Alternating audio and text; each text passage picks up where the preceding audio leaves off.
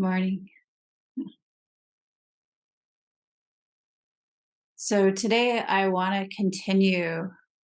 Last week we started talking about Dogen Zenji's 8 awarenesses of enlightened beings.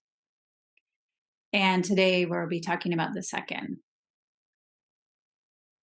So, what are the 8 awarenesses of enlightened beings?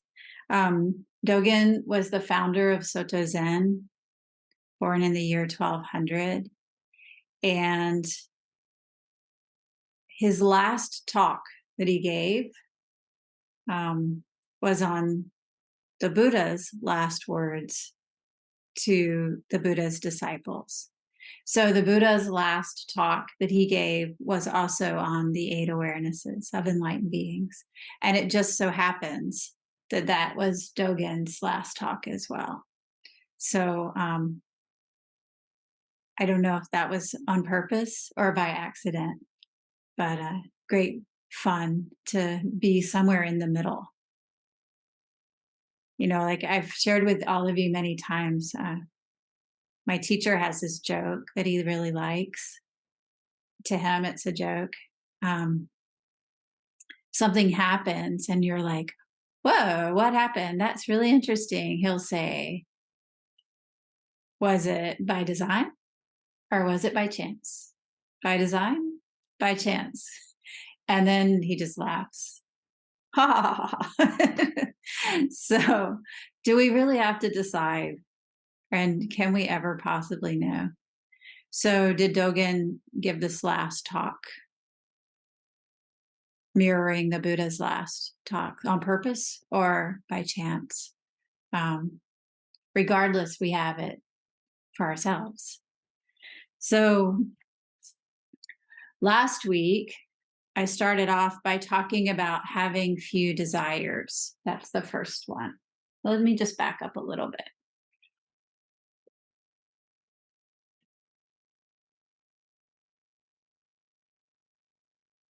As I talked about last week, the word for enlightened beings or awakened ones, Buddhas, this word can also be read in everyday language as adults.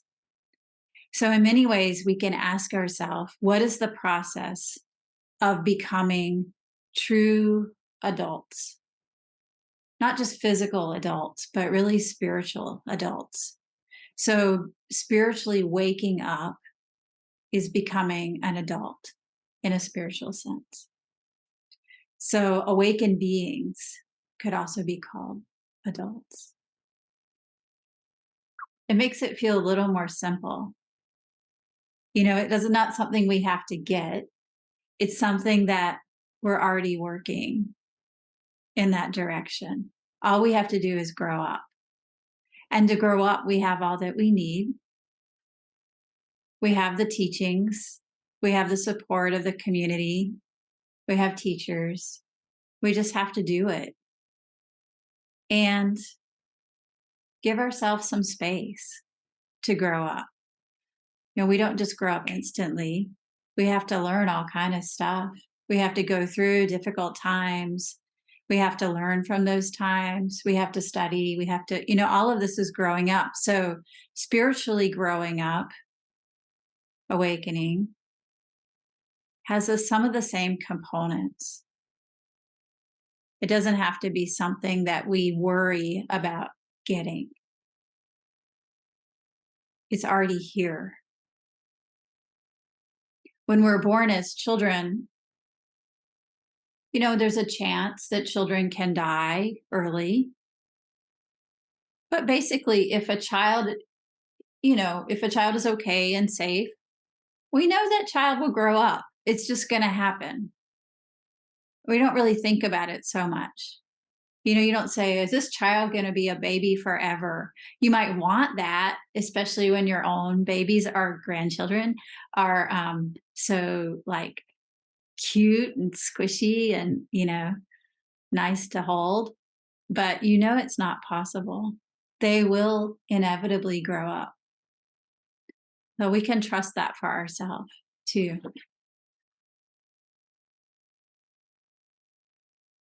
Dogen Zenji says, Buddhas are great human beings. The Dharma that great human beings realize is therefore called the 8 truths of great human beings. To realize this Dharma is the cause of nirvana, or enlightenment. It was the last preaching of our original teacher, Shakyamuni Buddha, on the night that he entered nirvana and passed from this life. And last week I talked about having few desires. This is the first awareness of enlightened, awakened beings. Having few desires. People should know that people of abundant desire abundantly seek gain, and so their suffering is also abundant. People of small desire, being free of seeking and free of desire, are free of this. So we talked about that last week. How can we have few desires? How can we dial it back and really learn to be present to what is, with an awareness of what is in this moment? And the second factor is knowing satisfaction. What is that? Knowing how much is enough. It might seem really obvious, and yet is it? So today we'll talk about that. What is it to know true satisfaction? Dogen Zenji says, to know satisfaction, to take within limits from among things already gained is called to know satisfaction. To take within limits among things already gained.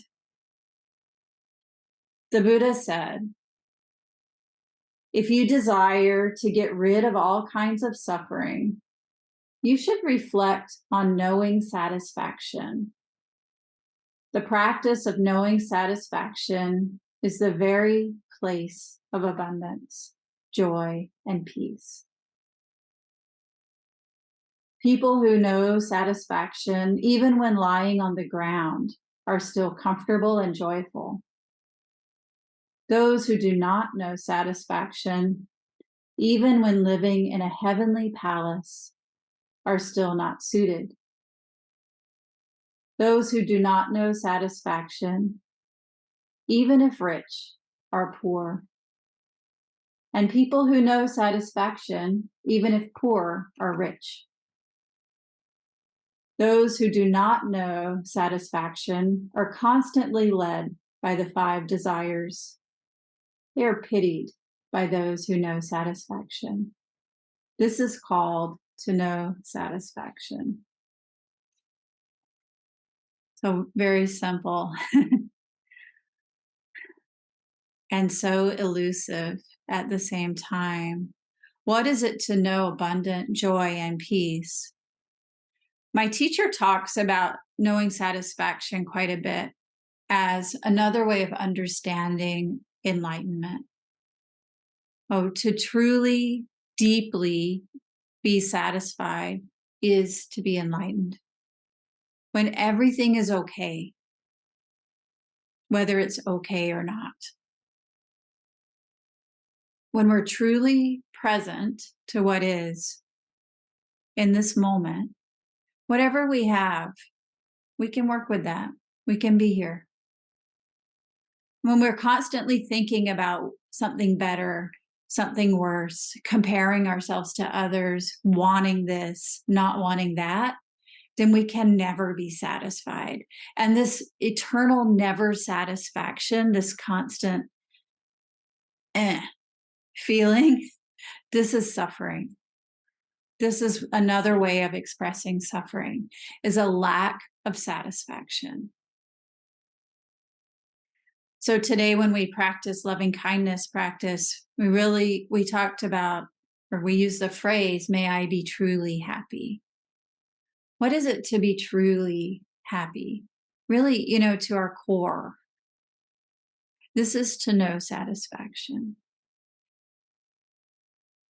These are some of the things I want to talk about today to unpack a little bit.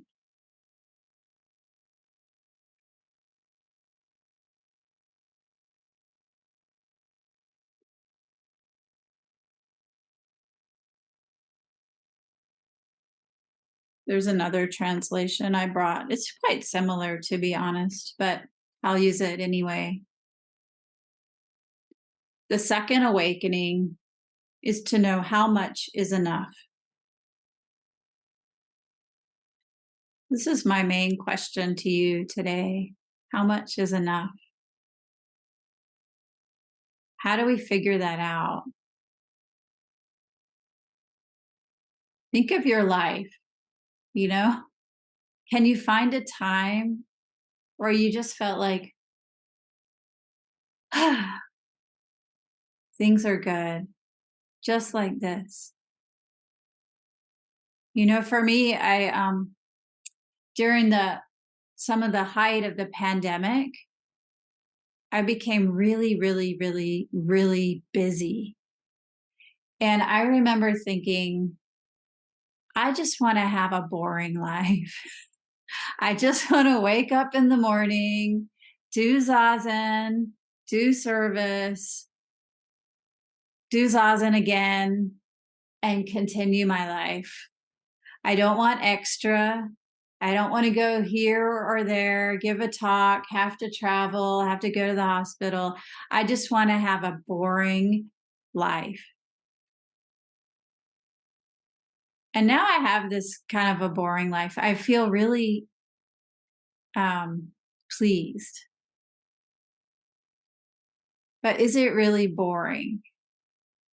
If we're truly satisfied, well, boring is actually kind of nice. Not like nice in that it's exciting. It's just okay. Things are good. So I don't feel bored at all. Yeah, I have to remind myself of that sometimes because I got into such a habit of all of the excitement, going on with the pandemic and having so much to do that sometimes if I'm just like, okay, I have an afternoon to finish up this report, and then I have a meeting, and then I'm going to move into dinner. Part of me goes, is that all? Surely there's more. And then I go, nope, this is it. And then there's a commentary, so boring. Do we need the extra? Or could we say, oh, just right. What a relief. Knowing satisfaction is such a relief. Not boring,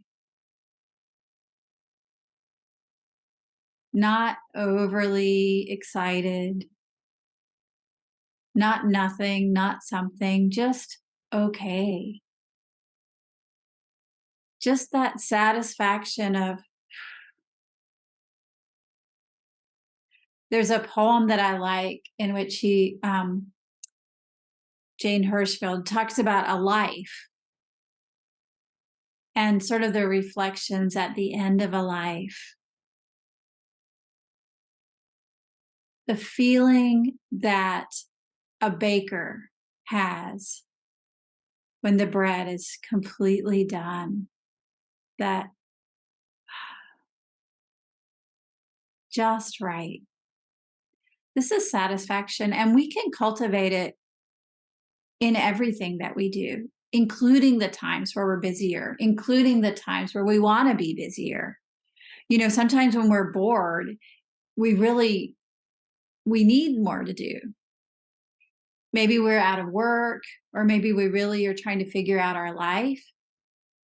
And then other times when we're bored, it's because we're avoiding something. So how do we back off from that and just be? Just be. The second awakening is to know how much is enough. Even if you already have something, you set a limit for yourself for using it. So you should know how much is enough. The Buddha said, monks, if you want to be free from suffering, you should contemplate knowing how much is enough. By knowing it, you are in the place of enjoyment and peacefulness.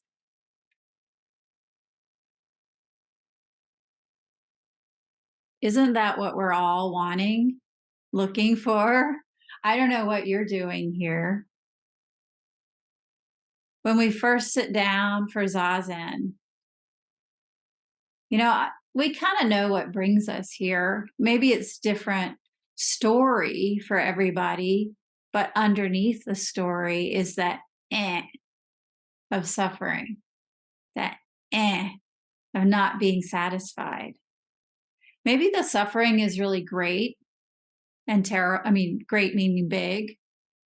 Like, oh my God, I'm really suffering. My life is hell. Or maybe it's the tiniest little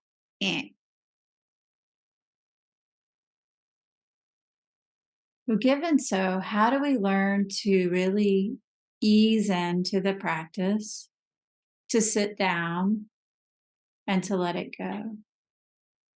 Of course, we start with our Zazen practice, both sitting on the cushion and in our life. This coming back to the breath over and over. And we sit, we let our breath settle into our lower belly. We follow our breath. And as thoughts come up, we notice them, we let them go, we return to the breath. This really core, very fundamental aspect of our life, of breath, shows us true satisfaction, shows us exactly how much is enough. Maybe sometimes it shows us, sometimes it shows us in the ways our minds go crazy. Oh, I have to do this. I have to do this. I'm not okay with this. I want this. Or it shows us in our body. Oh, if I could just get my legs just right. Oh, I won't be in any. Oh, no, I'm going to try this way. I think I'm leaning too far forward. I think I'm leaning too far back. I'm not sure. Oh, I forgot. I have to settle my mind. These little adjustments are ways of circling in to just dropping it. When we can just drop it, what a relief. What a relief.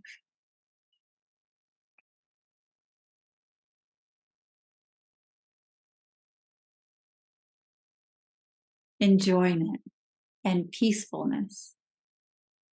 If you know how much is enough, you're content even when you sleep on the ground. If you don't know it, you'll be discontent even when you're in heaven.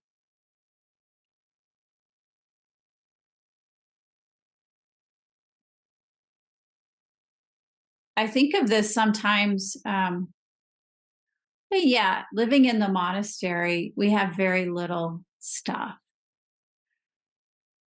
And we've all had some times in our life where we've had very little things. Maybe, taken out of our normal life. Maybe we've gone camping or traveled somewhere. Sometimes it's easier to see this more clearly when we go to another place. Maybe you travel, you stay in a little, I don't know, a really simple hotel or an Airbnb or a hut in another country on the beach. I choose that one today. Hut on the beach with a little mat on the floor, no light, no electricity, no internet, no phone, not even a book in English, just the sound of the sea. No alarm clock, so waking up with the sun, going to bed when you're tired, and food nearby. What do y'all think? Pretty amazing, huh? You realize in this situation how little we need. Maybe you miss your phone in the beginning, or you feel, even if you don't miss it, if you don't want it, you feel this need for it to check in.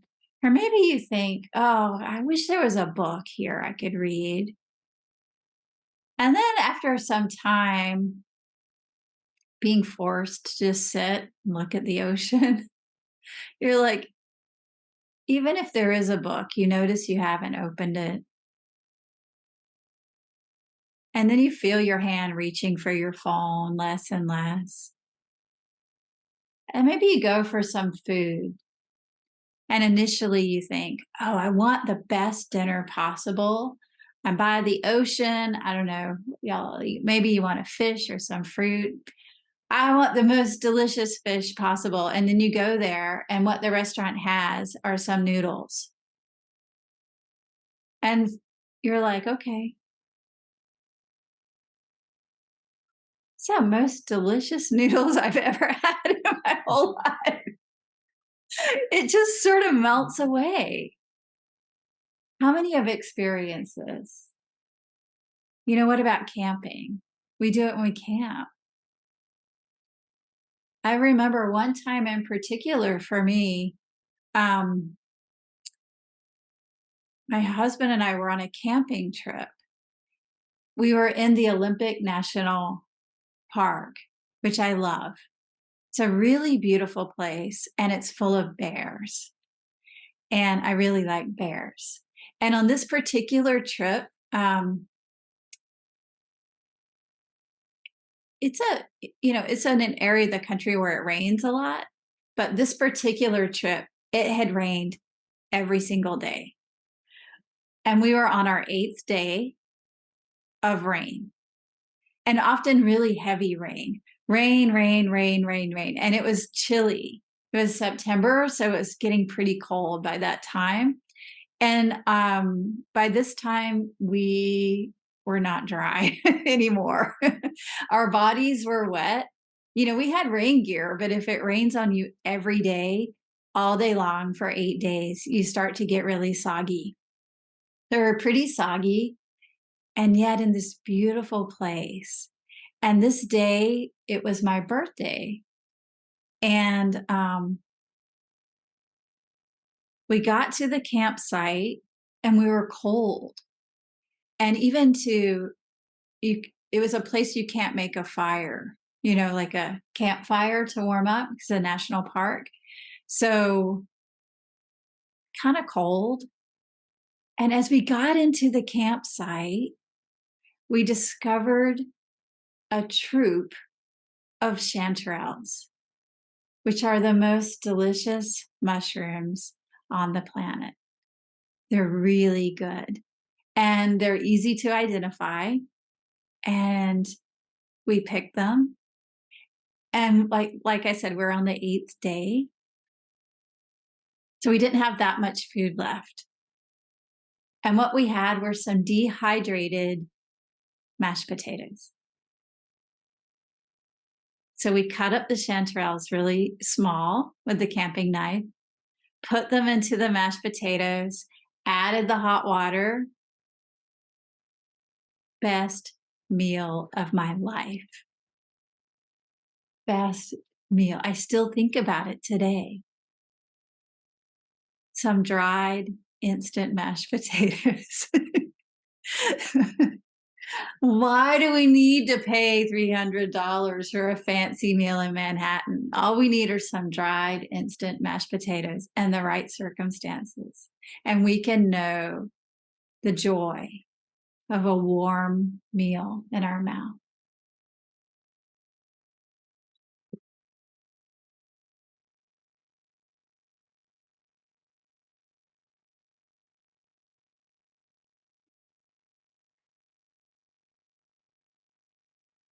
If you know how much is enough, you're content, even when you sleep on the ground.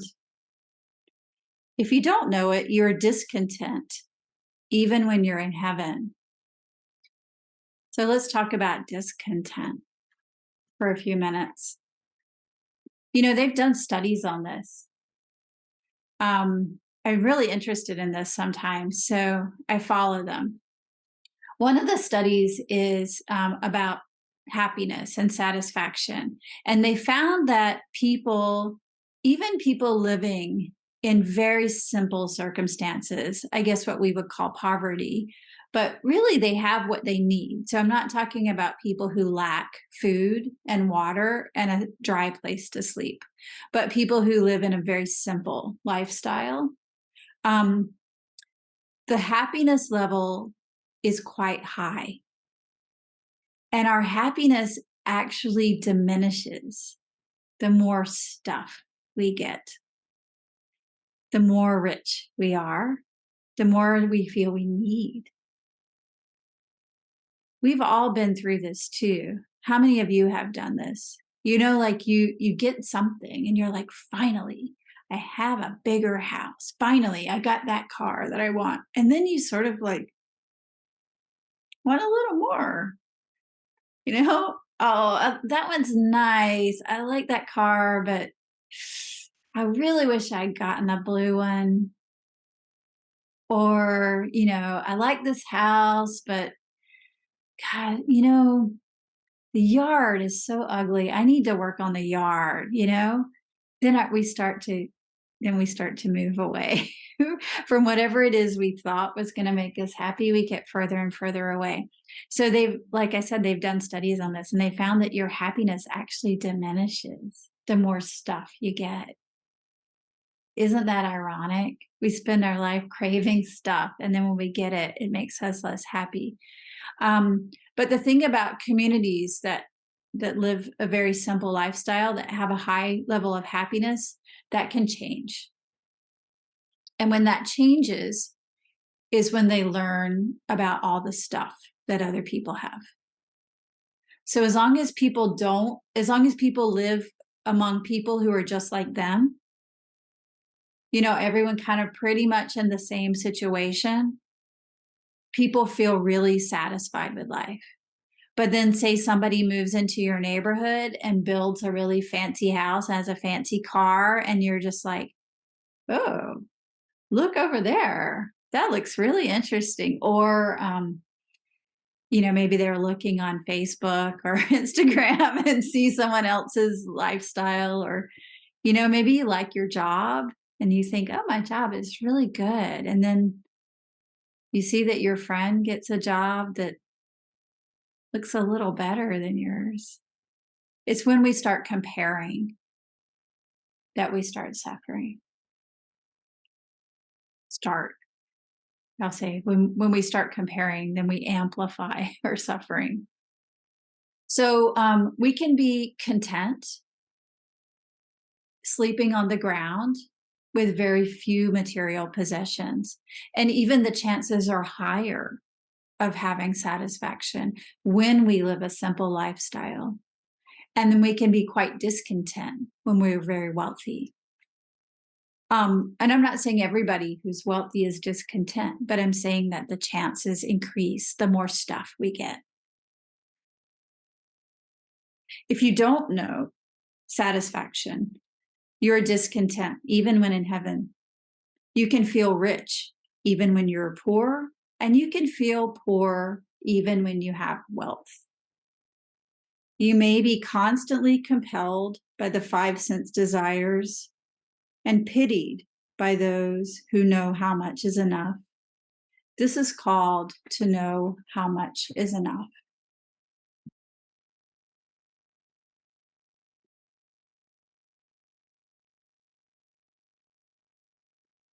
When we truly understand how much is enough, when we've let go of that grabbing, we can feel compassion for those who are in this place of grabbing, grabbing, grabbing, grabbing. We don't have to resent them. And we know what that feels like because we've been through it ourselves. Last week I talked about the 5 sense desires, the things our eyes see, we want, the things we hear, the things we taste, touch, smell, and then the objects of them, the ways that we want or want to grab. So when we take a step back into contentment and really feel that ease that comes in, we can allow a sense of compassion to come in for those who are suffering. It's really easy to hate rich people when you don't have money. And it's also really easy to love people, especially when you know that all of that stuff, all of the greed, all of the extra cars, the extra food, the fancy meals, are not going to make people happy. When we know that, we can wish for them, may you be truly happy. When we practice metta, we say, may you be free from suffering and the causes of suffering. So knowing that having a lot of desires and feeling this constant never enough feeling causes people unhappiness, we can really wish for them, may you know true satisfaction.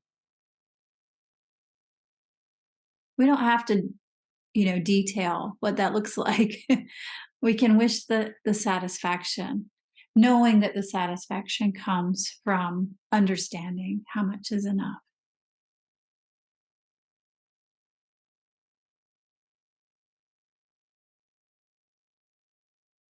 We don't have to be constantly entertained or constantly stimulated. In fact, the less distractions, extras, compulsions we have in our life, the happier we are. When we start to really understand this, then we find more of a stability in our life, a deep stability, an unshakable contentment.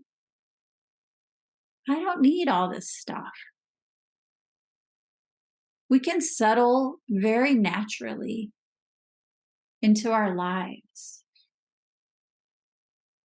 Let go of the extra. And out of that, true satisfaction very naturally arises. When we let go of me, when we let go of the grabbiness. Satisfaction very naturally arises. What a relief. What a relief. This is to wake up. This is the second awareness of awakened beings. To know how much is enough. So I encourage you to try it out. Calibrate that a little bit. If you feel yourself wanting more, take a step backwards and see what it feels like to want less. If you want something that's not here, see what it feels like to appreciate what you do have.